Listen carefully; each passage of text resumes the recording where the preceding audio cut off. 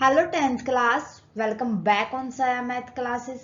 सो tenth class में आपके सामने फिर हाजिर हूँ मैथ की एक और नई वीडियो के साथ। मैथ में हम डिस्कस कर रहे थे chapter number first, real numbers को। सो रियल नंबर के अंदर अभी तक की मैं बात करूँ तो हमने डिस्कस किया था एक्सरसाइज 1.2 तक हम कंप्लीट कर चुके हैं। सो आज की क्लास में हम डिस्कस करने वाले हैं अबाउट एक्सरसाइज 1.3 इंट्रोडक्शन। अगर आपने अभी तक एक्सरसाइज 1.2 तक क्वेश्चंस नहीं देखे हैं तो फटाफट से प्लेलिस्ट में जाके देख लें। हमने अलग से प्लेलिस्ट बना रखी है तो वहां से सारे क्वेश्चंस को आप सोल्व कर सकते हैं। सो देखते हैं इंट्रोडक्शन ऑफ एक्सरसाइज 1. एक्सरसाइज 1.3 के अंदर हमें पढ़ना है कि कोई भी नंबर जैसे √2 है वो इरेशनल नंबर है, उसको प्रूव करके दिखाना है। देखो वैसे हमें पता तो होता है कि जो √2 है, √5 है, वो इरेशनल नंबर होते हैं। दैट मीन हम क्वेश्चंस के अंदर ऐसे थोड़ी ना करके आ सकते हैं। भाई 5 नंबर का हमारा क्वेश्चन आया है कि हम लिख देंगे कि √2 इज अ इरेशनल नंबर, तो उसके लिए कुछ ना कुछ हमें प्रूव करके तो दिखाना होगा ना। तो किस तरीके से प्रूव करेंगे वो देखेंगे। सबसे पहले तो हमें पता होना चाहिए कि इरेशनल नंबर होते क्या हैं और रैशनल नंबर क्या होते हैं। सो रैशनल नंबर का हमें पता है, जिन नंबर्स को हम p/q की फॉर्म में लिख सकते हैं वो नंबर्स हमारे रैशनल नंबर होते हैं। और यहाँ पर q is not equal to 0 होता है एंड pq होते हैं some integer, pq are integers. ठीक है, मीन्स जो p एंड q है वो माइनस में भी हो सकते हैं और पॉजिटिव भी हो सकते हैं। इसके अपोजिट हमें पता है कि जो इरेशनल नंबर होते हैं वो ऐसे नंबर होते हैं जिनको हम p/q की फॉर्म में नहीं लिख सकते, जहां पर q is not equal to 0 नहीं होता, वो इरेशनल नंबर होते हैं, है ना। जिन नंबर को हम p/q की फॉर्म में नहीं लिखेंगे वो इरेशनल नंबर हो जाएंगे, ये तो हमें पता है। बट इसके अंदर कुछ और कंसेप्ट होता है जिससे हम बता सकते हैं कि कोई भी नंबर इरेशनल क्यों है और रैशनल नंबर क्यों नहीं। भाई कोई भी नंबर जैसे √2 हो गया, √3 हो गया, √5 हो गया, ये इरेशनल नंबर है। Means under root prime numbers, किन्हीं भी प्राइम नंबर्स का अंडर रूट वो इरेशनल नंबर होगा।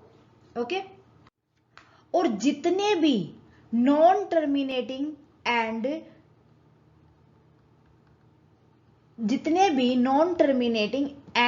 नॉन रकरिंग नेचर के डेसिमल्स होंगे, नंबर्स होंगे, वो भी हमारे इरेशनल नंबर होंगे। क्लियर है। Non terminating and non recurring, देखो 9th क्लास के अंदर हमने पढ़ा था कि अगर कोई भी नंबर आफ्टर सम डेसिमल वो टर्मिनेट ना हो, रिमाइंडर हमारा 0 ना आए, और चलो टर्मिनेट तो वो नहीं होता, वहां पर जो हमारे आफ्टर डेसिमल जितने भी डिजिट हैं वो सेम भी ना आए, रिपीटेड भी ना हो, अलग अलग नंबर आए, वो होते हैं हमारे इरेशनल नंबर। और इरेशनल नंबर के कंसीडरेशन में हमें 2-3 बातों का और ध्यान रखना चाहिए। मीन्स कौन कौन सी होंगी कि कोई भी रैशनल नंबर होगा प्लस में इरेशनल नंबर होगा वो हमेशा इरेशनल नंबर होगा। ठीक है, अगर कोई भी रैशनल नंबर में से इरेशनल नंबर को माइनस करेंगे इरेशनल नंबर आएगा, इरेशनल नंबर माइनस में रैशनल नंबर होगा, इनका अपोजिट वो भी इरेशनल नंबर आएगा, रैशनल माइनस में इरेशनल वो भी इरेशनल आएगा। But in case of irrational multiply में इरेशनल नंबर, वो इरेशनल भी हो सकता है और वो रैशनल नंबर भी हो सकता है। ये नंबर किस तरीके के होंगे, देखो मैं आपको कुछ एग्जांपल बताती हूँ कि हमारे पास √3 है, इनटू में √3, अगर मैं इनकी मल्टीप्लाई करूं, ये इरेशनल नंबर है तो हमारे पास 3 आएगा, और 3 तो इरेशनल नंबर होता है, सॉरी रैशनल नंबर होता है 3 तो, है ना। बट अगर √3 इंटू में √5 करो तो ये तो 15 आ गया। 15 किसी का भी परफेक्ट स्क्वायर नहीं होता, परफेक्ट स्क्वायर नहीं होता, दैट मीन क्या हो जाएगा, ये इरेशनल नंबर हो जाएगा। ओके, ये बेसिक कंसेप्ट था जो हमने 9th क्लास के अंदर भी पढ़ा था। मैंने 9th क्लास के अंदर इंट्रोडक्शन की वीडियो डाल रखी है, टर्मिनेटिंग एंड नॉन टर्मिनेटिंग की, एंड रैशनल और इरेशनल नंबर क्या होते हैं वो भी। सो बार बार मुझे करवाने की नीड नहीं है, आप प्लेलिस्ट में जाके देख सकते हैं नंबर सिस्टम वाले में। ओके, सो इसके बाद देखते हैं। हमें ये तो पता चल गया कि कौन से नंबर रैशनल होते हैं, कौन से इररेशनल होते हैं। इसके बाद जो हमारी थ्योरम है इस एक्सरसाइज के लिए 1.3 वो देखते हैं। थ्योरम ये कहती है हमारी कि इफ p इज प्राइम, अगर p प्राइम नंबर है, p divide by a square, p किससे डिवाइड होगा, a स्क्वेयर से, देन अगर a स्क्वेयर से डिवाइड हुआ है then p divide also divide by a also, कि वो किससे भी डिवाइड होगी, a से भी डिवाइड होगा। अगर a स्क्वेयर से डिवाइड है तो वो a से भी डिवाइड होगा। देखो एग्जाम्पल देखो, मान लो कि 100 है, वो 2 से डिवाइड हो गया, 50 आ गया हमारे पास। अब किसका स्क्वायर है, ये 10 का स्क्वायर है, दैट मीन 2 से ये भी डिवाइड होगा, 5 आ गया ना। तो यही हमारी थ्योरम है। इसी तरीके से हमें इसको, जो हमारी एक्सरसाइज है उसके अंदर भी क्वेश्चंस को सोल्व करना है कि अगर p प्राइम नंबर है तो वो a स्क्वायर से डिवाइड होगा। अगर वो नंबर a स्क्वायर से डिवाइड है दैट मीन वो a से भी डिवाइड होगा। क्लियर है? तो इसी तरीके से हमें क्वेश्चंस को देखने हैं। आगे देखो भाई, हमारा कुछ कंसेप्ट है कि जो इररेशनल नंबर होते हैं हमारे, वो होते हैं non perfect square, under root of non perfect square, है ना। जितने भी नॉन परफेक्ट स्क्वायर नंबर होंगे उनका अंडर रूट का होगा इररेशनल नंबर। और दूसरा होगा जितने भी प्राइम नंबर होंगे, जितना भी under root of prime number, ये भी होगा इररेशनल नंबर। और लाइक देखो, अंडर रूट 6 हो जाएगा, अंडर रूट 10 हो जाएगा, under root 3, under root 5, under root 2, ये सारे के सारे इररेशनल नंबर हो जाएंगे। क्लियर है? तो इसके लिए जो हमने अंडर रूट 2 है, अंडर रूट 6 है, अंडर रूट 10, 5, इनको अगर इररेशनल बनाना है तो उसके लिए हम मेथड यूज करते हैं, कॉन्ट्राडिक्शन मेथड।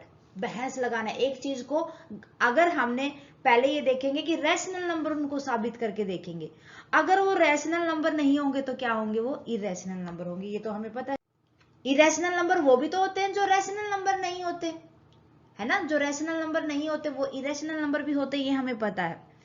सो क्यों ना हम कॉन्ट्राडिक्शन मेथड यूज कर लें इनके लिए। कौन सा मेथड यूज करेंगे हम इन क्वेश्चंस को सोल्व करने के लिए? कॉन्ट्राडिक्शन। ठीक है, कॉन्ट्राडिक्शन मेथड। देखो कैसे, मान लो हमें प्रूव करना है, prove that under root 2 is irrational number, कि अंडर रूट 2 एक इरेशनल नंबर है। तो सबसे पहले हम अंडर रूट को रैशनल नंबर बना देते हैं, है ना। तो अंडर रूट को रैशनल नंबर बनाने के लिए मान लेंगे let under root 2 is a rational number, means under root 2 is equal to p by q form, where q is not equal to 0। Okay, और एक और कंसेप्ट है इसके अंदर, जो हमारे पास p एंड q है वो क्या है, आर को प्राइम नंबर। को प्राइम नंबर क्या कौन से होते हैं, जिनका HCF या तो 1 होगा या इटसेल्फ होगा। ठीक है, जिसका HCF ओनली 1 होगा, फैक्टर या तो 1 होगा या इटसेल्फ होगा, और जिसका HCF ओनली 1 हो वो होते हैं को प्राइम नंबर। ये तो हमें बेसिक है, पता है। सो यहां पर लिख देंगे is that P and Q have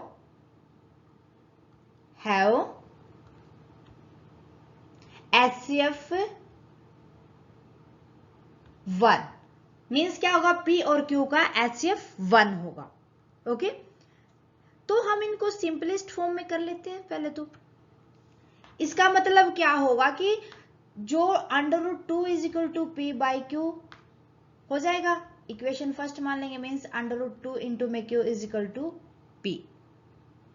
ठीक है, ये हमारी इक्वेशन फर्स्ट हो गई, under root P Q is equal to P। अब हम करेंगे both side square, squaring both side. ठीक है, तो अंडर रूट 2q का square is equal to p का स्क्वेयर। मीन्स यहां 2q आ जाएगा इज इक्वल टू p आ जाएगा, या हो जाएगा ये q is equal to p by 2। Okay, p square, q square is equal to p square by 2।